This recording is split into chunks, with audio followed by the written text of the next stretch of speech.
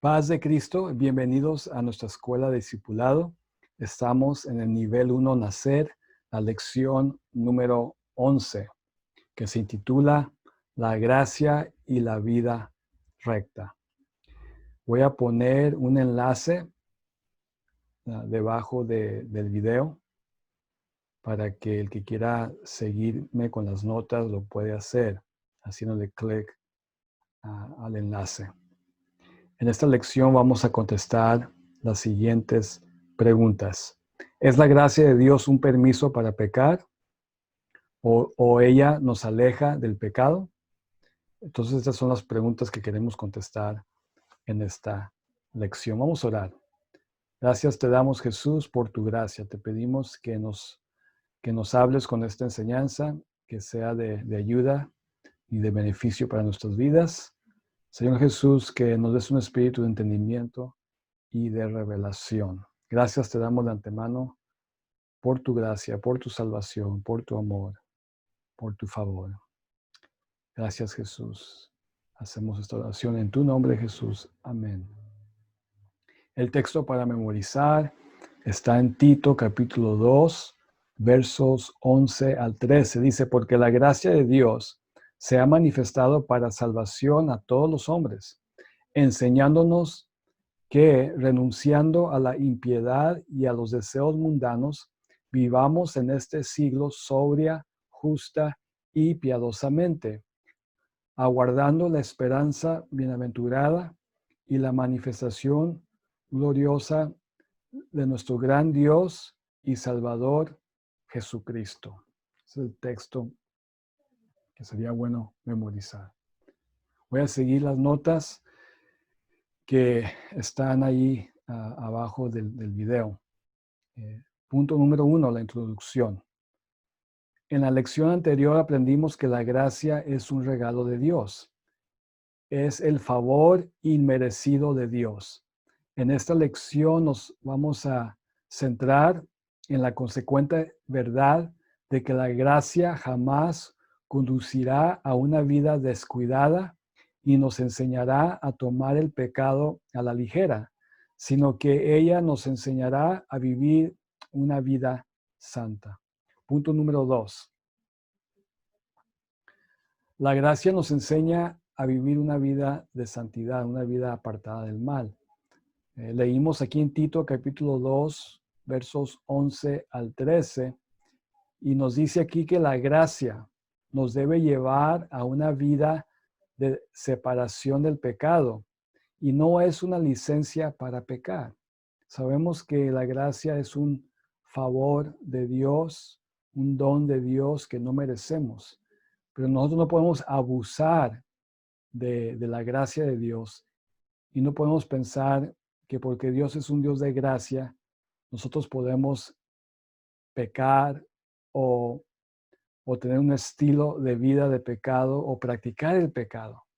No podemos pensar así, sino que la gracia de Dios nos debe de motivar y nos debe de hacer que nosotros deseamos vivir aún más, más apegados a los mandamientos de Dios.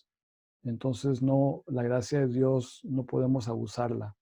Tenemos que nosotros usarla para servirle a Dios lo mejor que podamos. Pablo enfatiza que la gracia de Dios enseña al cristiano a renunciar la impiedad y a vivir sobriamente, es lo que dice el texto. La gracia es un maestro de justicia. Esas son buenas nuevas. La gracia instruye al cristiano en la justicia y le enseña la importancia de rechazar los deseos de la carne. Punto número 3. La gracia solo enseña a los salvos. Notemos que Pablo se está refiriendo a un tipo específico de gracia. Él habla de la gracia que trae salvación. Notemos que Pablo se está refiriendo a un tipo específico de gracia. Él habla de la gracia que trae salvación. El punto importante aquí es que aunque la gracia es ofrecida a todos los hombres, Ella solo enseña a aquellos que han sido genuinamente salvos. Las personas no salvadas tienen otros maestros, por ejemplo, Satanás, el mundo o la carne. Las personas no salvas no desean vivir para Dios ni obedecer su palabra. Si acaso guardan algún mandamiento de Dios, lo hacen por razones religiosas o porque sus padres o alguna otra persona o la cultura les enseñaron esa ética. Pero no guardan los mandamientos para honrar a Dios. Tal deseo de vivir rectamente, separados del pecado, para la gloria de Dios, solo caracteriza a aquellos que han nacido de nuevo. La razón por la que la persona nacida de nuevo tiene nuevos deseos es porque se le ha dado un nuevo corazón. Entonces Dios nos da un nuevo corazón y hay un deseo en nosotros de agradar a Dios, porque entendemos que somos salvos por gracia. Punto número 4. El pecado y sus consecuencias. Aquí vamos a usar la historia de David en 2 Samuel 12. Estuvimos diciendo que David, en la lección anterior, hablamos de la historia de David cuando él pecó y él cometió adulterio y mató a un hombre inocente, al esposo de esta mujer. Él tomó la mujer de otro hombre, se acostó con ella y luego mandó a matar al esposo de la mujer para quedarse con la mujer, con Betsabé. Entonces, David, cuando Dios le llamó la atención a David, David confesó su pecado y él se arrepintió. Él reconoció que estaba mal, que estaba en pecado. Entonces, en ese momento, Dios usa al profeta Natán y le dice Natán a David: Dios ha visto tu arrepentimiento, tu confesión de pecado, y Dios te va a salvar la vida, no vas a morir, porque David merecía la muerte. Y ahí vemos la gracia de Dios, que David merecía la justicia. Decía, David, tú mereces la muerte, pero la gracia de Dios llegó a David y Dios eligió perdonar a David por su gracia, la gracia de Dios. Ahora,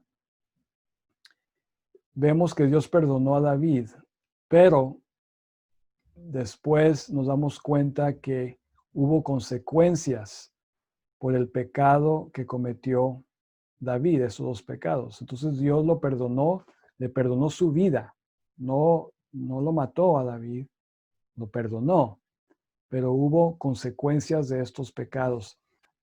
Vamos a ver las consecuencias del pecado de David. Una consecuencia fue que su reino estaría siempre en guerra. Entonces, después de estos pecados de David, hubo mucho pleito, mucha guerra en el reino de David. Ya no hubo paz, porque Dios mandó esto como castigo a David. También otra consecuencia de su pecado fue que el bebé que nació de esta relación ilícita de adulterio, Betsabé fue la mujer, ella quedó embarazada y el bebé que nació murió. Entonces Dios, una vez más, estaba castigando a David por su pecado. También se le murió a otro hijo, Absalón, y también otros hijos que murieron por lo mismo.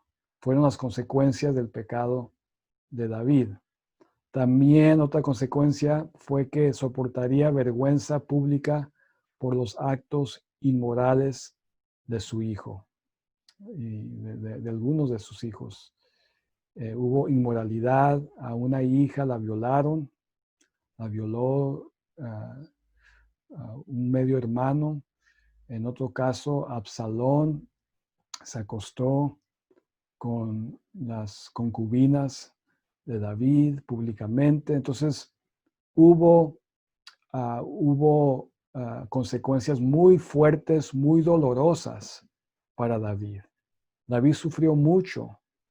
Se le murieron algunos de sus hijos, hubo inmoralidad, hubo violación de su hija, fue fue un torbellino, ¿verdad?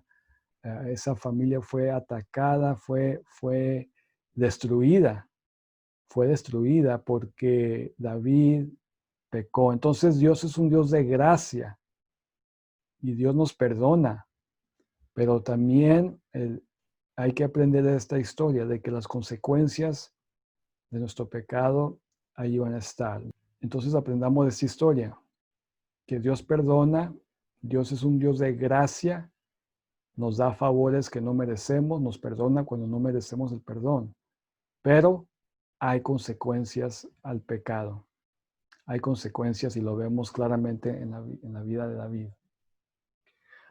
Para el creyente, la cuestión del pecado no tiene que ver tanto con si seguirá siendo salvo o no, sino más bien con dar evidencias de la realidad de su salvación. Si una persona no es salva, será descuidado con el pecado. Si una persona es salva, tendrá cuidado con cómo vive y luchará por vivir en santidad. Entonces sabemos que somos salvos por gracia. Cuando uno se salva y se bautiza en el nombre de Jesucristo, reconocemos que somos salvos por la gracia de Dios. Pero, aunque sabemos que Dios es un Dios de gracia, de todo modo nosotros debemos de hacer todo lo posible de luchar para vivir una vida apartada del pecado. Nos apartamos y dejamos esas cosas que hacíamos antes, porque ahora queremos agradar a Dios. Entonces la gracia de Dios nos debe de impulsar para vivir para Dios y agradar a Dios. El creyente que verdaderamente es salvo lucha contra el pecado y si en algún momento peca pero lo confiesa, es perdonado por Cristo. No porque luchó, sino porque al confesar y alejarse del pecado, él creyó en Cristo y en su perdón. Entonces el cristiano, el creyente, uno lucha, uno se esfuerza para no pecar, para no practicar el pecado. Pero nadie es perfecto y nos podemos equivocar. Pero ahí es donde podemos confesar nuestros pecados y apartarnos. Y esta es la clave. Confesar, pero dejar de hacer tal cosa. Si yo me equivoco, si usted se equivoca, si nosotros pecamos, hacemos algo indebido, nos emborrachamos, por ejemplo. La Biblia dice que los borrachos no van a entrar al reino de los cielos. Si uno lo confiesa, Señor, me emborraché, perdóname, y ya uno deja eso y ya no sigue con eso, entonces hay un perdón. Pero si yo confieso, Señor, perdóname, me emborraché ayer, perdóname, Señor, y ya en un mes lo vuelvo a hacer, entonces ahí ya nosotros estamos jugando, estamos abusando de la gracia de Dios. Entonces no podemos nosotros seguir practicando los pecados. Los vamos a confesar y los vamos a dejar, nos vamos a apartar de esos pecados para así nosotros obtener el favor y el perdón de Dios. La gracia es infinitamente mayor que el superpoder del pecado. Entonces la gracia es más poderosa que el pecado. Romanos 5, 20, 21. Pero la ley se introdujo para que el pecado abundase. Mas cuando el pecado abundó, sobreabundó la gracia. Para que así como el pecado reinó para muerte, así también la gracia reine por la justicia para vida eterna mediante Jesucristo, Señor nuestro. Aquí dice que abundó el pecado. Entonces el pecado tiene poder y por tanto nunca debe ser subestimado por el creyente. Nosotros nunca debemos de subestimar el poder del pecado. Subestimar algo es darle menor importancia de la que tiene. Nosotros nunca debemos de subestimar la capacidad de cómo el pecado puede afectar nuestras vidas. Pablo dice además que la ley de Dios magnificó el pecado, lo convirtió en algo grande. En otras palabras, lo trajo al foco apropiado, mostró su real magnitud. Así que el pecado no es algo como para tomar a la ligera. El cristiano victorioso entiende la abundancia y el poder del pecado y por lo tanto evita jugar con él, evita provocarlo o coquetear con él. Entonces tenemos que nosotros realizar y entender que el pecado tiene poder, que abundó, dice ahí el verso, abundó. Hubo una abundancia de pecado y el pecado tiene poder para condenar a la gente, a nosotros. Si seguimos practicando, si seguimos viviendo en pecado, ahí tenemos la gracia de Dios. Dios es un Dios de poder, ofrece salvación, pero si nosotros abusamos de la gracia de Dios y si pensamos, no, pues Dios es bueno, yo puedo seguir pecando, yo puedo seguir viviendo de esta manera, el pecado nos puede llevar a una condenación eterna. Hay que estar nosotros conscientes de que no podemos nosotros jugar con el pecado. Hay que apartarnos del pecado porque el pecado nos puede destruir. Dice el verso que sobreabundó la gracia. La gracia es más poderosa que el pecado. El pecado tiene que doblar su rodilla ante ella. La gracia siempre le vence. Estas son excelentes noticias para el cristiano y implican que cuando él es tocado por el pecado, pero lo confiesa y se aleja del mismo, la gracia gana cada vez. El perdón es concedido y la pizarra se limpia nuevamente. Entonces abundó el pecado, pero donde abundó el pecado, donde el pecado entró y trajo destrucción y muerte a la humanidad, sobreabundó la gracia de Dios. Entonces, la gracia de Dios es más poderosa que el pecado, porque a través de la gracia de Dios nosotros obtenemos la salvación y nos libra de la muerte. Entonces, la gracia es más poderosa que el pecado, que la muerte. Cuando uno vive bajo la gracia de Dios, en obediencia a Dios, la muerte ya no nos puede tocar porque Dios nos ofrece la vida eterna. Punto número 6. La gracia sobreabundante nunca se entrega al pecado. Romanos 6, 1 al 3. ¿Qué pues diremos? ¿Perseveraremos en el pecado para que la gracia abunde? En ninguna manera. Porque los que hemos muerto al pecado, ¿cómo viviremos aún en él?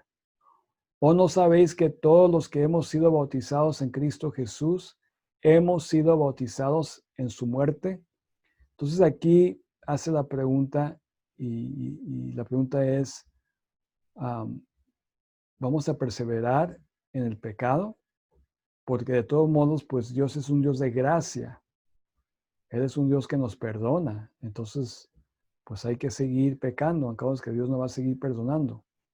Y eso no es correcto, no debemos de pensar así. Nosotros que hemos creído en Jesucristo, hemos muerto al pecado. Es decir, que nosotros ya no vivimos en el pecado. Hemos muerto hacia un estilo de vida, hemos muerto a la práctica del pecado. Ya no practicamos el pecado. Hemos muerto a él. Ya no somos las mismas personas. Las personas de antes que vivíamos para pecar, que vivíamos para hacer lo malo y violar la ley de Dios, esa persona ya ha muerto y ahora hay una nueva persona en Cristo Jesús. Dios nos hace nuevos y ahora como nuevas personas, ahora nuestro deseo es obedecer a Dios, obedecer los mandamientos de Dios y vivir para Dios. Entonces la gracia no es una licencia para pecar, porque en el bautismo morimos al pecado. Entonces, esto significa que el poder del pecado para condenarnos ha sido finalmente resuelto por Cristo, y también que en el bautismo nuestro deseo de vivir pecaminosamente murió. Dios nos ha dado un nuevo corazón y estamos muertos al pecado. En conclusión, el cristianismo, en cambio, enseña que somos salvos solo por la gracia de Dios. Nuestro vivir por y para Dios en santidad no es algo que tengamos que hacer para permanecer salvos, es algo que hacemos porque hemos sido salvados. Nuestra vida en justicia no es una cuestión de obedecer los mandamientos solo porque debemos hacerlo, sino porque queremos hacerlo. En consecuencia, podemos declarar con toda confianza que somos salvos por la gracia de Dios.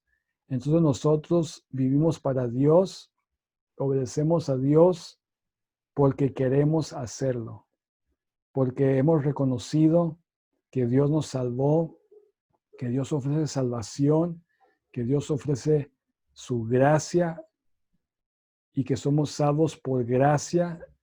Somos salvos no por nuestros méritos, no por nuestras obras, sino porque Él decidió extendernos esta salvación a nosotros. Entonces nosotros vivimos para Dios, vivimos en obediencia a Dios porque estamos agradecidos y porque amamos a Dios y queremos vivir para Dios y queremos ser personas de luz y no de tinieblas, personas que agraden a Dios. No servimos a Dios a fuerzas. No servimos a Dios porque tenemos miedo de la condenación. Servimos a Dios porque estamos agradecidos con Dios, que Él nos ofreció esta salvación, que nosotros no hicimos nada para obtenerla, no la merecíamos la condenación, pero Dios en su bondad nos ofrece esta salvación. Entonces vivimos para Él porque lo amamos, porque queremos agradarle, porque no queremos vivir en desobediencia, en rebelión, porque sabemos que el obedecer a Dios nos trae paz, gozo, felicidad y salvación. Y aquí terminamos la lección de este día. Mi deseo es que Dios los bendiga y nos vemos en la próxima lección. Dios los bendiga.